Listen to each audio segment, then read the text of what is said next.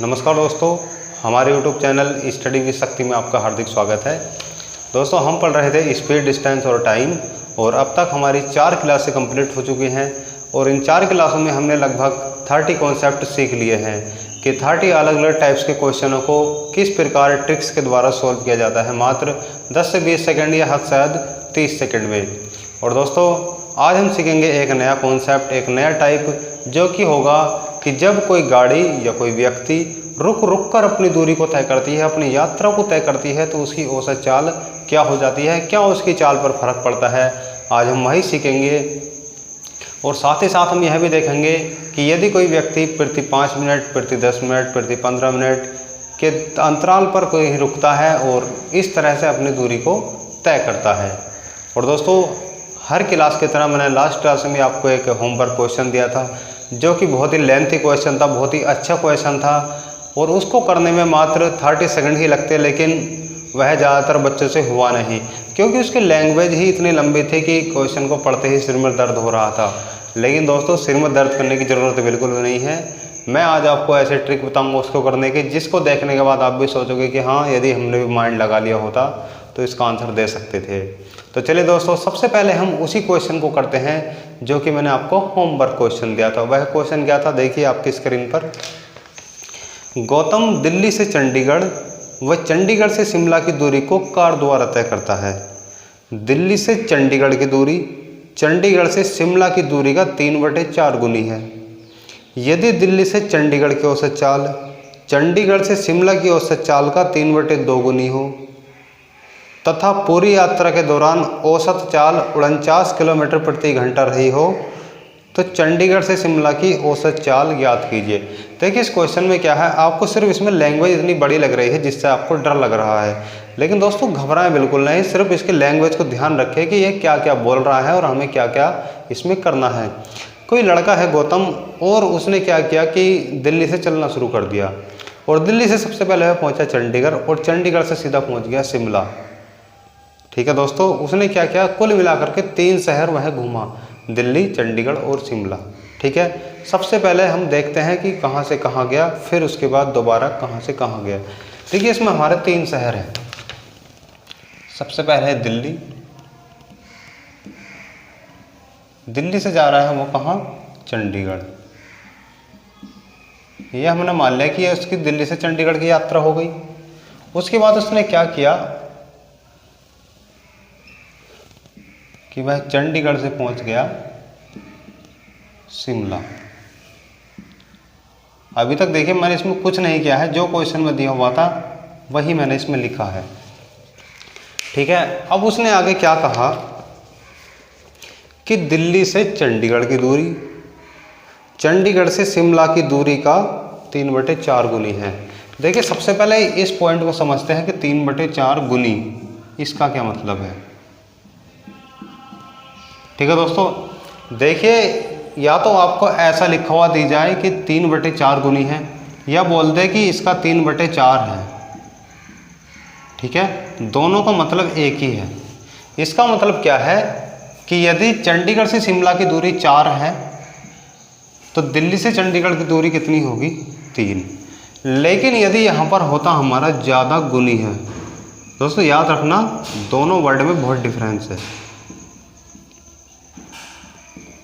यदि हमें दिया हो खाली कि गुनी है, इसका मतलब यह है कि जितने टोटल दूरी नीचे थी उसका ऊपर वाला मान जो है वो उसका है जिसका कि उसने बोला है। जैसा उसने बोला था कि दिल्ली से चंडीगढ़ की दूरी चंडीगढ़ से शिमला की दूरी का 3/4 गुनी है, यानी कि का वाली बात आती है तो हमेशा नीचे वाले के बारे में बात करता है। यानी कि जितनी दूरी चंडीगढ़ से शिमला की है उसका कितना हिस्सा है, तीसरा हिस्सा।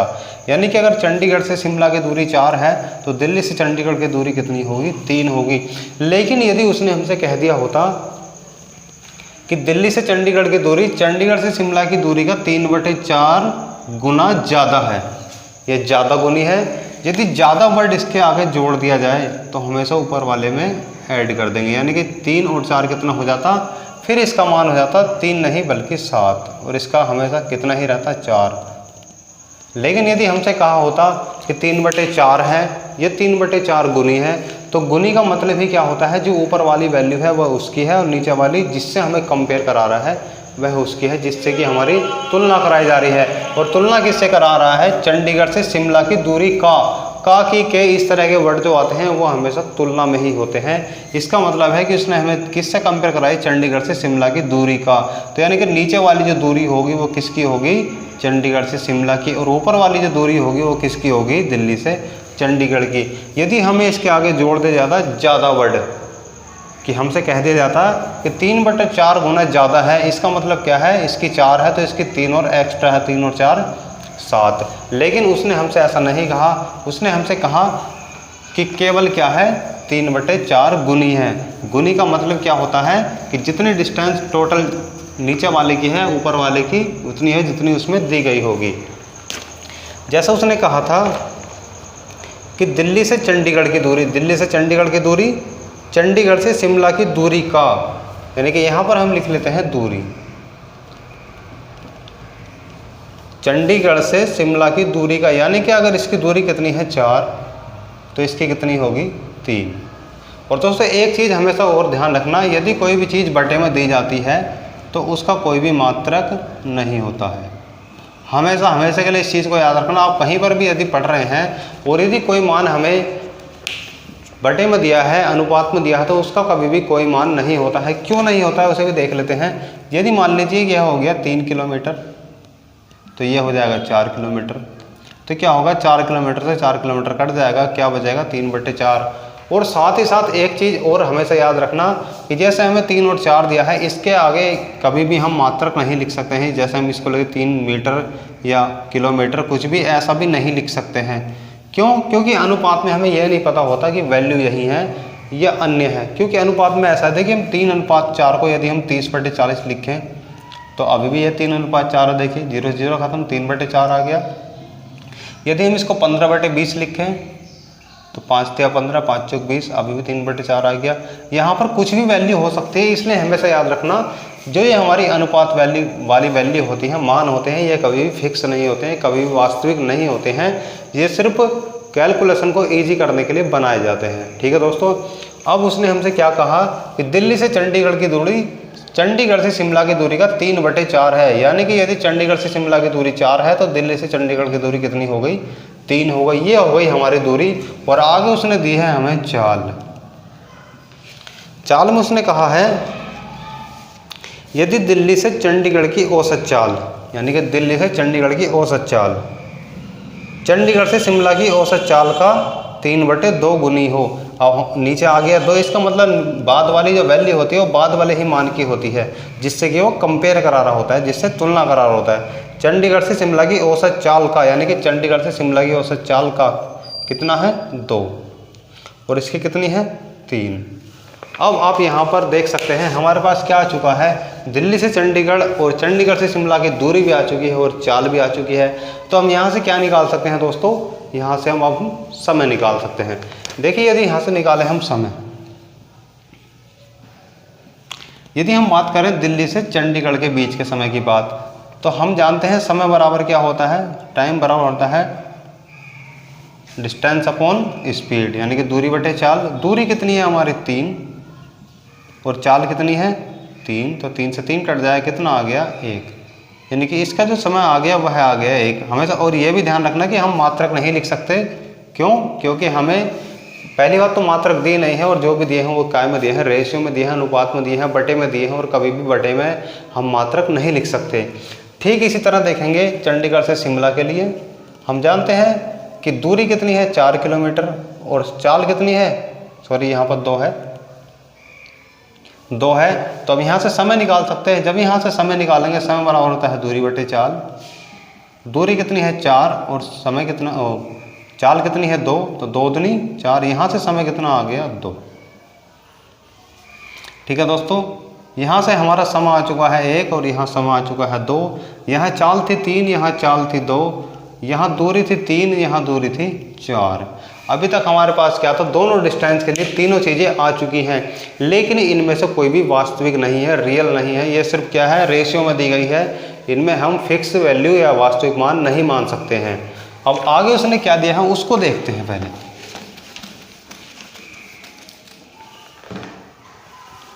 अब आगे उसने दिया था पूरी यात्रा के दौरान उसकी औसत चाल 49 किलोमीटर प्रति घंटा। उसने हमें क्या दिया, यह बिल्कुल वास्तविक मान दे दिया, रियल मान दे दिया कि उसकी जो इस पूरी यात्रा के दौरान औसत चाल रही थी वह कितनी रही, 49 किलोमीटर प्रति घंटा। देखिए यदि हम यहाँ से औसत चाल निकालें तो हम जानते हैं औसत चाल निकालने के लिए हमारे पास दो चीज़ें होनी चाहिए, एक कुल दूरी और दूसरा कुल समय। तो दोस्तों अगर यदि हम बात करें यहाँ से यहाँ तक की कुल दूरी की, यानी कि पूरी यात्रा में उसने कुल कितनी दूरी तय की, तो देखिए यहाँ दूरी कितनी की तय की उसने 3 प्लस यहाँ कितने की 4, तो पूरी यात्रा के दौरान उसकी दूरी कितनी हो गई 7। लेकिन मात्रक नहीं लिखेंगे क्योंकि मात्रक हमें नहीं दिया है, ठीक है। और यदि हम बात करें कुल समय की, कुल समय यहाँ पर कितना लग रहा था 1 और यहाँ पर 2, तो कुल समय कितना हो गया 3। और यदि हम निकालें यहाँ से औसत चाल,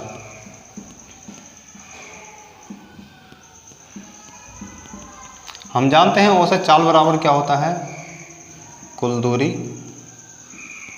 बटे कुल समय, ठीक है दोस्तों। कुल दूरी कितनी है 7 और कुल समय कितना है 3, तो ये आ गई हमारी क्या औसत चाल। ये औसत चाल आ गई हमारी इन मानों के हिसाब से, इन वैल्यूज़ के हिसाब से जो हमें वैल्यू दी गई थी। लेकिन क्या हमारी वास्तविक चाल औसत चाल यही है, बिल्कुल नहीं। उसने हमें कितने दी है 49 किलोमीटर प्रति घंटा। देखिए ये हमारी निकाली हुई, हमारी मानी हुई औसत चाल है, लेकिन वास्तव में औसत चाल है कितनी 49 किलोमीटर प्रति घंटा। तो जो भी हमें दिया होता है उसी की हम क्या कर देते हैं, तुलना करा देते हैं, कंपेयर करा देते हैं।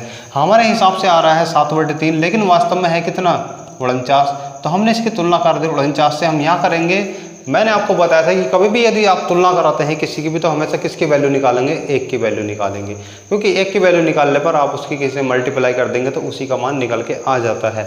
यहाँ से जब हम 1 का मान निकालेंगे तो 1 बराबर हो जाएगा 49, तो ऐसे का ऐसे ही लिखा रहेगा, ये उधर ले जाएंगे तो पलट जाएगा, हो जाएगा 3/7। ठीक है दोस्तों, तो इसको काटेंगे 7 कम 7, 7 7 49, 7 की 3 से गुणा करेंगे 7 से 21, 1 का मान कितना आ गया 21। अब 1 की वैल्यू आ चुकी है हमारी कितनी 21, वो भी किलोमीटर प्रति घंटा में, क्योंकि किलोमीटर प्रति घंटा चल रहा था। अब उसने हमसे पूछा क्या था कि चंडीगढ़ से शिमला की औसत चाल बताइए। तो हमने देखा था कि चंडीगढ़ से शिमला की औसत चाल कितनी थी 2। जब 1 का मान 21 है तो 2 का मान कितना हो जाएगा 42 किलोमीटर प्रति घंटा। ये आ गई चंडीगढ़ एंड शिमला की औसत चाल, एवरेज स्पीड। ठीक है दोस्तों, उम्मीद करता हूँ कि आपको ये समझ में आ गया होगा। यदि नहीं आया है तो फिर से देख लेंगे, क्योंकि उसने हमें दिया था एक लड़का है गौतम, वह पहले दिल्ली से चंडीगढ़ जाता है, फिर चंडीगढ़ से शिमला जाता है, और उसने आगे कहा कि दिल्ली से चंडीगढ़ की जो दूरी है, जितनी भी हमें यानी कि दिल्ली से चंडीगढ़ की दूरी है वो चंडीगढ़ से शिमला की दूरी का 3/4 है। हमेशा ध्यान रखना जिससे तुलना कराई जाती है उसका मान हमेशा नीचे वाला होता है।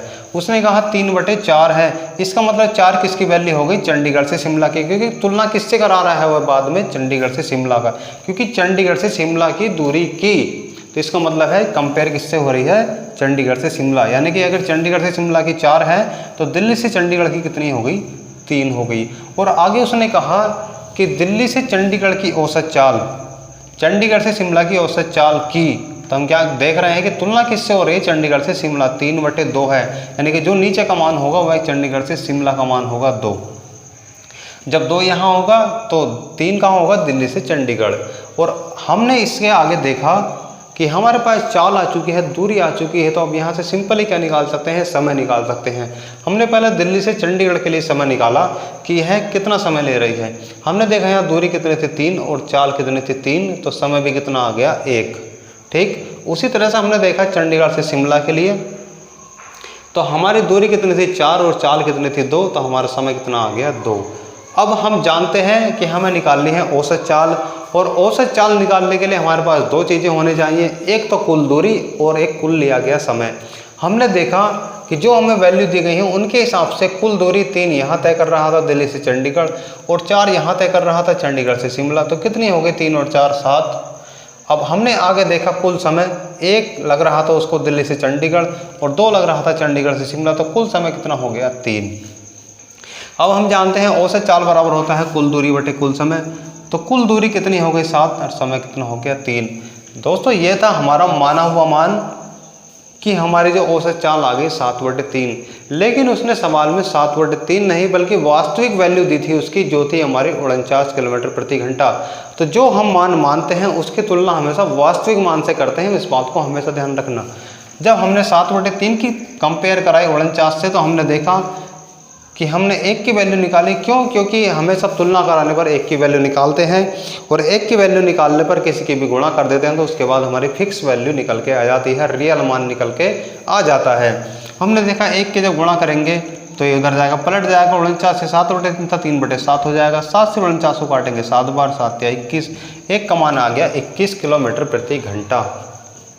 अब उसने आगे हमसे कहा कि चंडीगढ़ से शिमला की औसत चाल बताइए। तो हमारे जो हिसाब से कितनी थी 2, लेकिन 1 का मान कितना है 21, तो 2 का मान कितना हो जाएगा 42 किलोमीटर प्रति घंटा। यदि आपसे पूछ ली जाए दिल्ली से चंडीगढ़ की औसत चाल कितनी है तो यहाँ आ रही है 3 और 1 का मान है 21, तो 21 या 63 किलोमीटर प्रति घंटा। दोस्तों सवाल काफ़ी अच्छा है, बहुत अच्छा है, लेकिन देखने में आपको लंबा लग रहा है, लेकिन जब आप इसको करेंगे तो बहुत इजीली बहुत कम टाइम में हो जाएगा। मैंने आपको डीपली समझाया इसलिए जिससे कि आपको आगे दिक्कत ना आए। यदि आप इस सवाल की 1-2 बार प्रैक्टिस करेंगे, लैंग्वेज को समझेंगे, तो ये सवाल आपको बहुत ही आसान लगने लगेगा। ठीक है दोस्तों, चलिए बढ़ते हैं आगे और बात करते हैं आज की क्लास के अपने पहले क्वेश्चन के बारे में।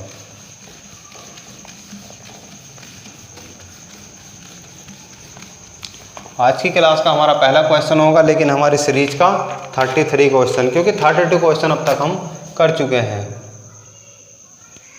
33 क्वेश्चन क्या है उसको देख लेते हैं। इसमें दिया है एक व्यक्ति ए से बी तक की दूरी को 40 किलोमीटर प्रति घंटा की चाल से तय करता है।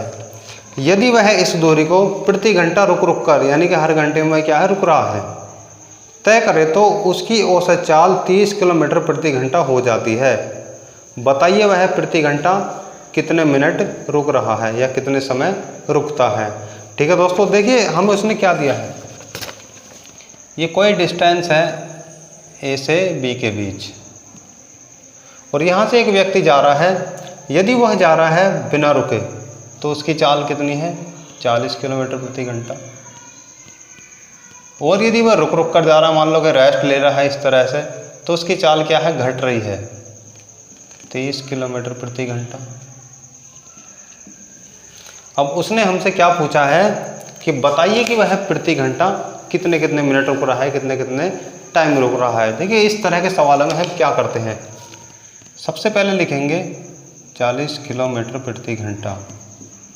ये क्या है उसकी बिना रुके चाल।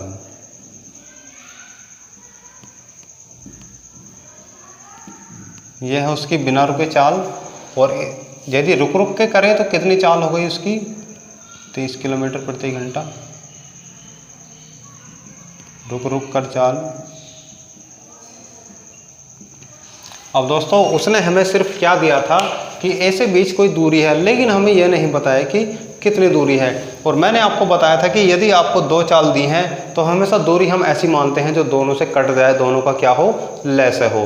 तो दोस्तों 30 का और 40 का जब हम लैसे लेंगे तो कितना आएगा 120। ये क्या है हमने इनके यानी कि इसको क्या मान लिया दूरी मान ली कि इस दूरी को वह तय कर रहा है, जो कि क्या है ए से बी के बीच है। हमने ए से बी के बीच दूरी मान ली 120, इसलिए मान ली कि जिससे कि हमारी चाल से आसानी से कट जाए, हमें कोई भी दिक्कत ना हो। ठीक है दोस्तों, अब हम देखेंगे कि यदि वह 40 की स्पीड से चलता है 120 किलोमीटर तो कितने घंटे उसको लगते हैं। हम जानते हैं समय बराबर क्या होता है दूरी बटे चाल। तो दूरी कितनी है 120 और चाल कितनी है 40, तो कितने घंटे लगेंगे उसको 3 घंटे। ठीक है दोस्तों, इसी तरह से यदि वह रुक रुक कर चले तो उसकी चाल हो जाती है 30 और दूरी कितनी है 120। यहाँ से यदि समय निकाले तो कितना हो जाएगा, समय बराबर होता है दूरी बटे चाल। दूरी वही रहेगी 120, क्योंकि दूरी थोड़ी चेंज हो रही है, दूरी तो वो की वही है। पहले वह ए से बी तक जा रहा था, अब भी वह ए से बी तक जा रहा है। 3 से 3 कट, 0 से 0, 3 चौक 12। तो कितने घंटे लग रहे हैं उसको? 4 घंटे। ठीक है दोस्तों, हमने यहाँ पर क्या देखा, यदि वह बिना रुके जा रहा है तो उसको लग रहे हैं 3 घंटे, और रुक रुक कर जा रहा है तो कितने घंटे लग रहे हैं उसको? 4 घंटे। तो कितने घंटे एक्स्ट्रा लग रहे हैं उसको? 1 घंटा। क्योंकि यदि वो बिना रुके जाता तो कितने घंटे लगते उसको? 3 घंटे, प्लस क्या था उसको 1 घंटा क्या हुआ? एक्स्ट्रा लग गया। ठीक है, अब हम यहाँ से किस तरह से सवाल को करेंगे उस चीज़ को समझते हैं। देखिए, बिना रुके सॉरी रुक रुक कर वह कितने घंटे चला? 4 घंटे। 4 घंटे में रुका। अब एक बात बताइए, 4 घंटे में वह कितने घंटे रुका? 1 घंटा। क्यों? क्योंकि 3 घंटा तो उसको लग ही रहे थे दूरी चलने में, 3 घंटे उसको लग ही रहे थे, और रुक रुक कर चला तो 4 घंटे लग गए। तो कुल मिलाकर कितने घंटे एक्स्ट्रा लग गए? 1 घंटा।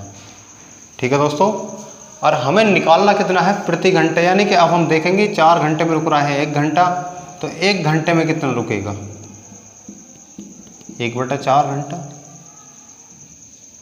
ठीक है दोस्तों, और 1/4 घंटे को यदि हम मिनट बनाएंगे तो मैंने बताया था, यदि हम घंटे से मिनट बनाते हैं तो क्या करते हैं? 60 से गुणा करते हैं। तो 4 से काटेंगे तो कितनी बार? 15 बार। तो हमने देखा कि 1 घंटे में वह कितना रुक रहा है?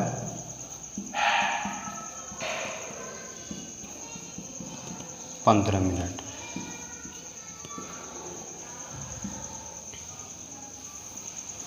ठीक है दोस्तों, कुछ नहीं है, बहुत ही सिंपल क्वेश्चन है, बहुत ही आसानी से कर सकते हो।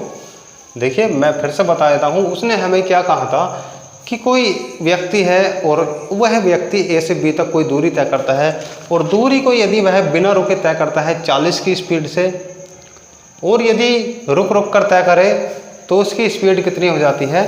30 हो जाती है, यानी कि 10 किलोमीटर प्रति घंटा कम हो जाती है। उसने हमसे पूछा है कि बताइए वह प्रति घंटा कितना कितना रुक कर चल रहा है। अब हमने देखा बिना रुके चल रहा है 40 से, और यदि रुक रुक कर चले तो स्पीड हो गई उसकी 30। सबसे पहले तो हमें क्या पता होना चाहिए? डिस्टेंस पता होनी चाहिए। क्यों? क्योंकि समय को निकालने के लिए हमारे पास चाल होनी चाहिए और दूरी होनी चाहिए। जब तक हमारे पास दूरी और चाल नहीं होगी तब तक हम समय नहीं निकाल सकते हैं। अब क्या था, उसने दूरी तो हमें दी नहीं, तो दूरी को हमने क्या किया? ऐसा मान लिया जो कि हमारी दोनों चालों से कट जाए, दोनों का क्या हो? लैस हो। हमने 40 और 30 का लैसा निकाल दो, कितना हो गया? 120।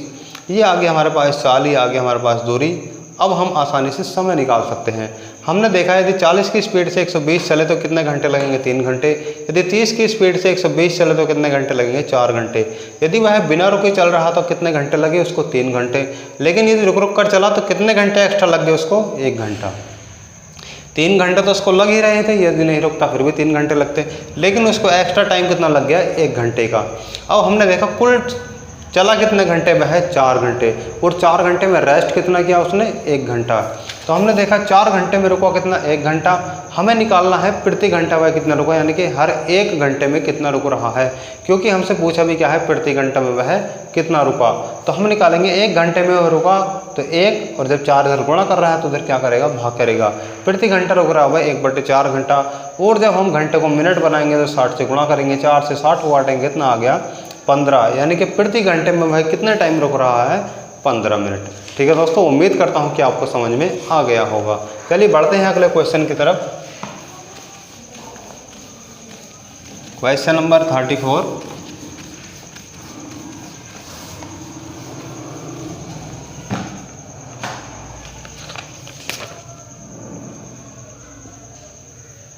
क्वेश्चन नंबर 34 क्या है उसको देखते हैं। इसमें दिया है एक बस बिना रुके एक दूरी को 80 किलोमीटर प्रति घंटे की चाल से तय करती है। ठीक है, उसमें व्यक्ति था, इसमें बस है। यदि वह इस दूरी को रुक रुक कर तय करे तो उसकी औसत चाल 60 किलोमीटर प्रति घंटा हो जाती है। बताइए बस प्रत्येक घंटे कितने समय रुकती है। सेम टू सेम क्वेश्चन है, इसमें कुछ नहीं करना है। ये देख लेते हैं। उसने हमें दिया था कि यदि वह बिना रुके चले, ये क्या है? बिना रुके। यदि वह बिना रुके चले तो उसकी चाल कितनी है? 80 किलोमीटर प्रति घंटा। और यदि रुक रुक कर चले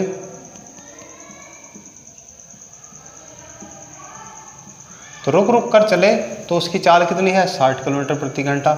और हमें समय निकालने के लिए क्या होना चाहिए, दूरी और चाल दोनों होने चाहिए। हमारे पास चाल तो आ चुकी है लेकिन क्या दूरी नहीं है, तो दूरी के लिए हम क्या करेंगे, दोनों की चाल का लैस लेंगे और दोनों के जब लैस लेंगे तो आएगा 60 को 80 का लैस 240। ये क्या था, हमने दूरी मान ली जो कि बस द्वारा तय की जा रही है। सेम टू सेम है बिल्कुल। अब हम देखेंगे यदि 80 की स्पीड से चले 240 तो कितने घंटे लग रहे हैं, 8 तिया 24, 3 घंटे। यदि 6 की स्पीड से 60 की स्पीड से चले तो कितने घंटे लग रहे हैं उसको, 4 घंटे। वही सेम टू सेम प्रोसेस है, यानी कि यदि रुक रुक कर चले 3 घंटे तो उसको लगेंगे ही, प्लस में कितने घंटे उसको एक्स्ट्रा लग रहे हैं, 1 घंटा। तो दोस्तों क्वेश्चन सेम टू सेम है। अब आप बताएंगे मुझको कमेंट करके, इसको आगे सोल्व करेंगे और सोल्व करके इसका आंसर मुझे कमेंट सेक्शन में बताएंगे कि वह बस प्रति घंटा कितने मिनट रुक रुक कर चल रही है। ठीक है दोस्तों, उम्मीद करता हूं कि आप इसका आंसर जरूर देंगे। देखते हैं अगला क्वेश्चन, क्वेश्चन नंबर 35।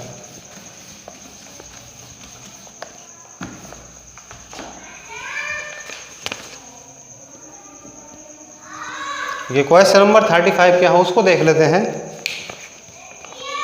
एक व्यक्ति 90 किलोमीटर की दूरी को इस प्रकार तय करता है कि प्रत्येक 60 किलोमीटर के बाद 7 किलोमीटर के बाद 5 मिनट रुकता है। यदि व्यक्ति की चाल 18 किलोमीटर प्रति घंटा रही हो तो रुकने के बाद उसकी औसत चाल क्या होगी। इस क्वेश्चन में क्या है, एक व्यक्ति है और उसकी चाल दी है उसने हमें बाद में दी 18 किलोमीटर प्रति घंटा। ठीक है, एक व्यक्ति जो 90 किलोमीटर की दूरी तय कर रहा है उसकी चाल हमें दी है 18 किलोमीटर प्रति घंटा, और साथ ही साथ उसने एक कंडीशन और दे दी कि वह प्रत्येक 7 किलोमीटर के बाद 5 मिनट रुकता है। यानी कि कोई व्यक्ति क्या है, उसने अपनी यात्रा को चलना शुरू किया और प्रत्येक 7 किलोमीटर के बाद वह थक जाता है और 5 मिनट का रेस्ट करता है, फिर थक जाता है, फिर चलता है, फिर 5 मिनट का रेस्ट करता है, फिर इसी तरह से क्या प्रत्येक 7 किलोमीटर के बाद वह 5-5 मिनट रुकता चला जाता है। तो अब हमें बताना है कि रुकने के बाद उसकी औसत चाल क्या रही। ठीक है दोस्तों, आइए देखते हैं। ठीक, सबसे पहले उसने हमें क्या दिया है, दूरी, डिस्टेंस कितनी दी है, 90 किलोमीटर। ठीक है, और हमें उसकी चाल दी उसने 18 किलोमीटर प्रति घंटा, और साथ ही साथ उसने क्या कहा कि प्रत्येक 7 किलोमीटर पर रुकता है बराबर कितना, 5 मिनट। ठीक है दोस्तों, यदि हम 1 सेकंड के लिए ऐसा मान लें कि वह रुका नहीं, यदि वह बिना रुके इस दूरी को तय करता तो उसको कितना समय लग रहा है। देखो दूरी यहाँ पर आ रही है, चाल आ रही है, तुम क्या सिंपली समय निकाल सकते हैं। यदि बिना रुके इस दूरी को तय करें,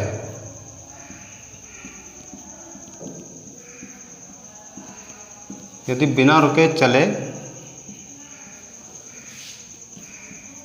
तब लगा समय। हम जानते हैं समय बराबर क्या होता है, दूरी बटे चाल। ठीक है दोस्तों, दूरी कितनी है 90 किलोमीटर और चाल कितनी है 18 किलोमीटर प्रति घंटा, तो 18 पंजे 5। देखिए ये हमारे पास आ चुका है समय। ये समय जब का है जब वह इस दूरी को बिना रुके तय करता, यानी कि बिल्कुल भी नहीं रुकता, तो उसको कितने घंटे लगते, 5 घंटे। लेकिन उसने क्या करा कि प्रत्येक 7 किलोमीटर के बाद 5-5 मिनट रुकना शुरू कर दिया। सबसे पहले हम देखेंगे कि 90 किलोमीटर में यदि वह प्रत्येक 7 किलोमीटर पर रुके तो कितनी बार रुकेगा। ठीक है दोस्तों, वह पहली बार कब रुकेगा, 7 किलोमीटर पर, फिर 14 पर, फिर 21 पर, फिर 28 पर, फिर 35 पर। इसी तरह से क्या है आगे बढ़ता चला जाएगा। अब ऐसा तो है नहीं हम लिखते जाएंगे कि हाँ कब तक वह मतलब रुक रहा है, कितने स्टॉप उसको लग रहे हैं। सबसे पहले हम ये देखेंगे कि उसको लगे स्टॉप,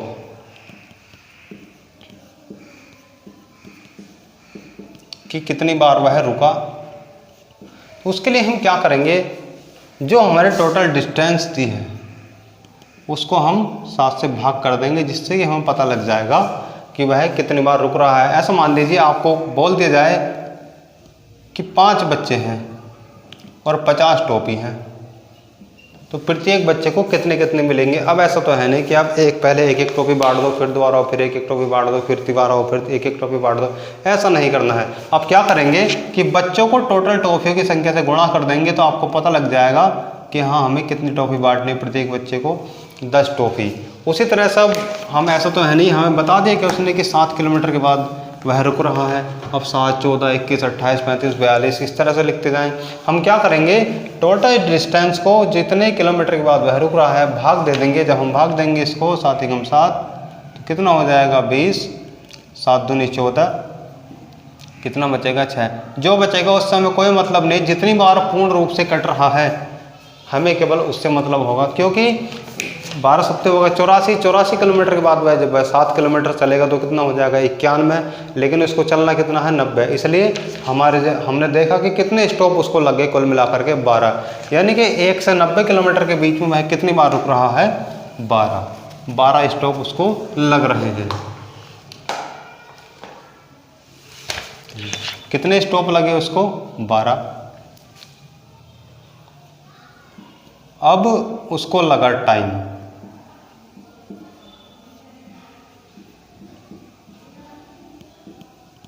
अब आप एक बात बताइए, एक स्टॉप पर लग रहे हैं उसको 5 मिनट, तो 12 स्टॉप पर कितने लगेंगे, 5 से गुणा कर देंगे, 12 पंजे 60। अब ये क्या है मिनट में चल रहा है दोस्तों, ध्यान रखना, क्योंकि उसने क्या कहा था कि प्रत्येक 7 किलोमीटर के बाद 5 मिनट रुकता है। कुल कितने स्टॉप पर रुका हुआ है 12 पर, और एक स्टॉप पर 5 मिनट लग रहे हैं, तो 12 स्टॉप पर कितने लगेंगे उसको 12 पंजे 60 मिनट। 60 मिनट का मतलब क्या है 1 घंटा। ठीक है दोस्तों, तो कुल मिलाकर के उसको कितना घंटा लग गए एक्स्ट्रा 1 घंटा, जितने की वह रुका। और यदि बिना रुके इस दूरी को तय करता तो कितने घंटे लग रहे थे उसको 5 घंटे। तो ये घंटे तो उसको अभी भी लगेंगे, ये घंटे का टाइम तो उसको लग ही रहा था बिना रुके, लेकिन इतने घंटे वो क्या हुआ रुक गया। ठीक है, तो कुल समय उसने कितना लिया, देखिए ये तो था उसका बिना रुके समय, प्लस में वो हमें समय और ऐड करना पड़ेगा जिस समय वह क्या कर रहा था रुक रहा था। तो कुल कितने घंटे लग गए इसको 6 घंटे। यानी कि ऐसा मान लीजिए, मैंने आपको बताया अभी कि यदि वह बिना रुके चले, ठीक है, यदि बिना रुके चले तो कितने घंटे लगेंगे उसको 5 घंटे, और यदि रुक कर चले तो उसकी चाल थोड़ी चेंज हुई है, चाल तो वही रहेगी, अभी भी वह इसी चाल से चल रहा था 18 की स्पीड से ही, लेकिन क्या था वह बीच बीच में रुक रहा था, बार बार 7 किलोमीटर के बाद 5 मिनट रुक रहा था। तो ये 5 घंटे तो उसको लगे, लेकिन हमने देखा कि वह जो रुका उसको रुकने में कितना टाइम लगा, तो हमने देखा कि रुकने में उसको कितना टाइम लगा 1 घंटा। तो अब कुल मिलाकर के उसको कितना समय लग गया दूरी तय करने में 5 घंटे, तो ये प्लस 1 घंटा, ये कितने घंटे हो गए 6 घंटे। ठीक है दोस्तों, अब हमारे पास क्या आ चुका है, समय आ चुका है, दूरी भी आ चुकी है। हम क्या निकाल सकते हैं नई औसत चाल या नई चाल, और हम जानते हैं चाल बराबर क्या होता है दूरी बटे समय। दूरी कितनी है 90 और समय कितना है 6। अब कितना हो गया 6 कम 6 6 पंजे 30, 15 किलोमीटर प्रति घंटा। ठीक है दोस्तों, उम्मीद करता हूँ कि आपको क्वेश्चन समझ में आ गया होगा। पूछ रही था इस क्वेश्चन में कोई ज़्यादा बड़ी बात नहीं है, हमें सबसे पहले क्या करना होता है वह समय निकालना होता है जिससे कि वो नॉर्मल स्पीड से चल रहा था। हमें दिया था 90 किलोमीटर की दूरी है, 18 की स्पीड से चल रहा है, तो कितने घंटे उसको लग गए 5 घंटे। अब आगे उसने कहा कि प्रत्येक 7 किलोमीटर के बाद क्या है 5 मिनट रुक जाता है, यानी कि 5 घंटे तो उसको वो टाइम लगेगा ही लगेगा, साथ में वो टाइम भी उसको लगेगा जिस टाइम वह रुक रहा है। अब हमने देखा कि उसको कुल कितने स्टॉप लगे, तो हमने 7 से 90 को भाग करा तो कितनी बार हमने देखा कि 12 बार पूरा कट चुका है। इसका मतलब कि वह कुल 12 बार बीच में रुका, और जब 12 बार रुका प्रत्येक बार में कितना रुका 5 मिनट, और तो 12 बार में कितना रुकेगा 60 मिनट, यानी कि 1 घंटा। अब उसको क्या था पहले से 1 घंटा और एक्स्ट्रा लगेगा। पहले कितने लग रहे थे 5 घंटे, तो अब कितने लगेंगे 6 घंटे। अब हमारे पास क्या है समय आ चुका है, दूरी ऑलरेडी उसने दी है, तो अब हम यहाँ से निकाल सकते हैं उसकी नई औसत चाल क्या होगी। तो हम जानते हैं औसत चाल बराबर क्या होता है कुल दूरी बटे कुल समय। दूरी कितने थी 90 और समय कितना है 6 घंटे। तो हमने निकाला कि कितनी चाल आ गई उसकी नई 15 किलोमीटर प्रति घंटा। यदि रुक रुक के चले तो कितनी चाल है उसकी 15 किलोमीटर प्रति घंटा। आइए देखते हैं अगला क्वेश्चन, क्वेश्चन नंबर 36।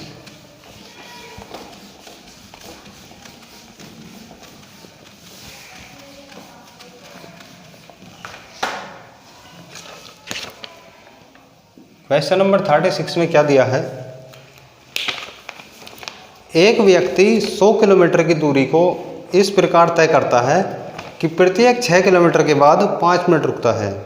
यदि व्यक्ति की चाल 25 किलोमीटर प्रति घंटा रही हो तो रुकने के बाद उसकी औसत चाल क्या होगी, या रुकने के बाद उसकी औसत चाल बताइए। पहले क्या था, मैं 90 किलोमीटर दिया था, अब की बार क्या है 100 किलोमीटर की कोई दूरी दी है और इस बार चाल दे दी हमें 25 किलोमीटर प्रति घंटा। ठीक है, और पहले क्या था प्रत्येक 7 मिनट के बाद रुक रहा था, आपके क्या है प्रत्येक 6 किलोमीटर के बाद रुक रहा है। अब हमें बताना है कि उसके रुकने के बाद औसत चाल क्या रही। सेम टू सेम क्वेश्चन है, देखते हैं किस तरह से करना है। देखिए उसने हमें दी है क्या, दूरी दी है उसने हमें 100 किलोमीटर, ठीक है, और हमें चाल दी है कितनी 25 किलोमीटर प्रति घंटा। ठीक है, यहाँ से हम निकाल सकते हैं समय कि यदि वह बिना रुके चलता तो उसको समय कितना लगता। समय बराबर होता है दूरी बटे चाल। दूरी कितनी है 100 और चाल कितनी है 25, तो कितने हो गए उसको 4 घंटे। यानी कि अगर वह बिना रुके चलता तो अपनी दूरी को कितने समय में तय कर लेता 4 घंटे में, लेकिन वह रुक रुक कर तय कर रहा है। तो अब हमें बताना है कि रुकने के बाद उसकी चाल कितनी रही। सबसे पहले हम देखेंगे कि कितने किलोमीटर के स्टॉप के बाद रुक रहा है। तो इसमें रुक रहा है प्रत्येक 6 किलोमीटर के बाद। पहले 6 पर रुकेगा, फिर 12 पर, 18 पर, 24, 23, 36, इसी तरह आगे बढ़ता चला जाएगा। तो हमें देखने कि कुल कितनी बार रुका।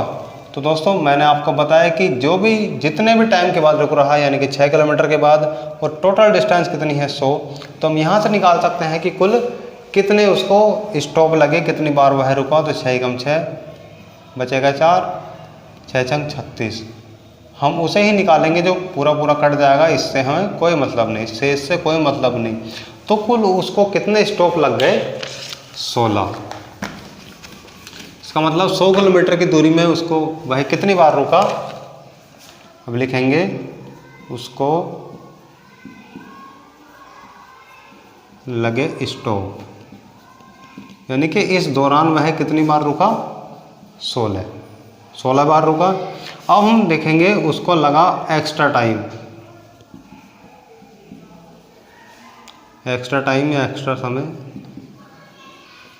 देखिए 4 घंटे तो उसको लग ही रहे थे, कब, जब वह नॉर्मल स्पीड से चल रहा था। लेकिन जब वह प्रति 6 किलोमीटर के बाद कितना रुका 5 मिनट, तब तो उसको कितना समय लग गया 16 पंजे 80 मिनट। ये क्या है, उसको एक्स्ट्रा टाइम लग गया। पहले तो लग रहे थे 4 घंटे, अब प्लस में कितने मिनट और लग गए उसको 80 मिनट। और जब हम मिनट को घंटे बनाएंगे तो क्या करेंगे 60 से भाग करेंगे, 0 से 0 कैंसिल, 2 चौक 8, 2 तिया 6, इनके कितने घंटे और उसके एक्स्ट्रा लग गए 4/3। अब हम क्या लिखेंगे कि कुल लगा समय। देखिए 4 घंटे तो उसको पहले ही लग रहे थे, प्लस 4/3 घंटे उसको और लग गए। जब हम यहाँ से इनका लैसा लेंगे तो आएगा 3, 4 तिया 12 और 4 16/3 घंटे। अब उसको रुक कर चलने में कितने घंटे का टाइम लग गया 16/3 घंटे का। और कुल दूरी कितनी है, दूरी थोड़ा ही चेंज होगी, दूरी तो वो की वही रहेगी, कितनी है 100 किलोमीटर। अब हमारे पास क्या है, समय आ चुका है, दूरी आ चुकी है, तो हम क्या निकाल सकते हैं उसकी औसत चाल निकाल सकते हैं। औसत चाल बराबर होता है कुल दूरी बटे कुल समय, यानी कि कुल दूरी कितनी और कुल समय कितना है 16/3। और अब हम इसका आगे सोल्व करेंगे तो 3 क्या है ऊपर आ जाएगा, तो ये हो जाएगा 100 × 3/16। जब हम इसको काटेंगे 4 से ही कटेगा, 4 बार ये कटेगा 25 बार, तो 25 की 3 से गुणा हो जाएगी, कितना हो जाएगा 75/4 किलोमीटर प्रति घंटा। रुकने के बाद उसकी औसत चाल कितनी आ गई 75/4 किलोमीटर प्रति घंटा। ठीक है दोस्तों, उम्मीद करता हूँ कि आपको समझ में आ गया होगा। अगला क्वेश्चन देखते हैं, क्वेश्चन नंबर 37, जो आपके लिए होमवर्क रहेगा। ठीक है दोस्तों, क्वेश्चन है, एक व्यक्ति एक 150 किलोमीटर की दूरी यानी कि 150 किलोमीटर की दूरी को 25 की चाल से तय करता है। यानी कि एक व्यक्ति है जिसको कि 150 किलोमीटर की दूरी तय करनी है और उसकी चाल क्या है, 25 किलोमीटर प्रति घंटा है, और वह प्रत्येक 8 किलोमीटर के बाद 5 मिनट रुक जाता है। तो रुकने के बाद उसकी औसत चाल क्या होगी वो आपको बतानी है। ठीक है दोस्तों, इसी तरह से करना है आपको कि इसमें कुल दूरी दी है 150 और चाल दी है 25 किलोमीटर प्रति घंटा, और प्रत्येक 8 किलोमीटर के बाद वह 5 मिनट रुक रहा है। अब आपको बताना है कि वह रुकने के बाद उसकी औसत चाल क्या होगी। ठीक है दोस्तों, मिलते हैं नेक्स्ट क्लास में, और नेक्स्ट क्लास में जब हम आएंगे तो बात करेंगे चोर और पुलिस के क्वेश्चनों के बारे में। ठीक है दोस्तों, मिलते हैं। जय हिंद, जय भारत।